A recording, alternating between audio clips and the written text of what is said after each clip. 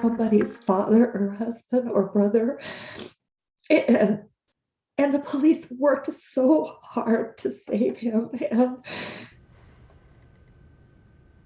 Kathleen Simcoe was one of the dozens of shoppers in the mall and in Macy's yesterday, but one of the few, as you can hear in her voice, one of the few with a firsthand account and upfront view of the tragedy and how it all unfolded just before 2 p.m. yesterday afternoon.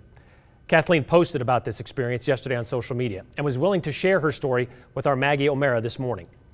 Kathleen told us yesterday was her day to run errands, with just a couple of days between travel dates. She said she went to Macy's to get bed sheets and was about to head upstairs to get those sheets when she spotted something she thought she would buy for her granddaughter.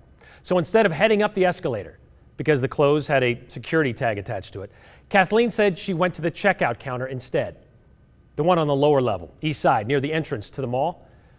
She was just shopping on a rainy Monday, she says. Not something usually worth remembering. But what happened over the next several minutes will stay with Kathleen for the rest of her life. I was standing in line and heard very clearly, very distinctly, 5 to 6 shots. Immediately, I knew they were gunshots. And people started running and panicking. I don't know why. I instinctively started running towards where the shots had come from. And I saw the glimpse of a person running from outside the Macy's. It was a man, a tallish man with a black vest or a jacket on. And then I hid in a rack of dresses. It was silent for a second, and then more shots rang out, followed by breaking glass, what sounded like breaking glass, and footsteps. And my sense was it was a person running. And then it was deafening quiet. There was no sound. I knew there were people hiding close to me, but nobody made a sound. Nobody called on the phone. Nobody felt like they were breathing. I texted my husband back and forth.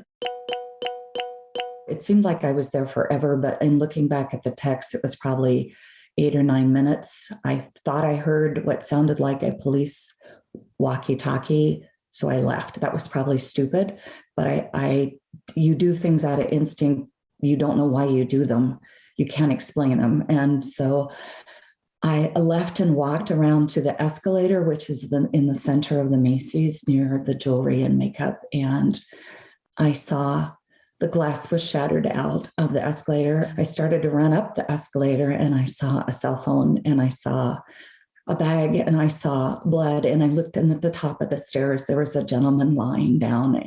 The police officers were doing CPR, and I thought maybe I can take over for them while they do something else. The paramedics hadn't gotten there yet. And I got to the top of the stairs and I just froze. I couldn't find my voice to ask. I heard them talking and they said, I don't find an exit wound. He doesn't have a pulse. And I couldn't move. I thought I'm just going to be in the way. So I turned around and walked back down and sat at the bottom of the stairs for a while. And paramedics came and police came, and it felt chaotic. And eventually people started coming out of where they had been hiding. And I felt numb. I was comforting other people who were crying because I didn't have any feelings or emotions at that point in time. And eventually we were escorted. We were asked to wait outside. We waited a long time. We were just told to wait. And I felt like I was doing okay until they brought a body out. And I knew that it was the gentleman that I had seen at the top of this escalator and that he died. And there was nothing else anybody could do for him. And I felt like he had been afraid and alone and scared, and I just felt helpless, and it felt surreal, and it was the most horrifying thing. And you can't imagine going through it. You never in a million years think it's going to happen to you until it does. And it's so sad. It's just so sad. As you can imagine, and as you can hear in her voice, Kathleen says she thought about the details of yesterday afternoon all night last night. wrestling with survivor's guilt and second guessing her decisions. She said she goes from thinking if only she could have gotten to that victim sooner, Mr. Padilla, to help stop the bleeding. Maybe. She goes to second guessing her decision to come out of hiding at all, from wishing she could have helped more to wishing she stayed in that clothes rack so she wouldn't have to see what she saw at the top of that escalator. It's a memory Kathleen says she can't shake.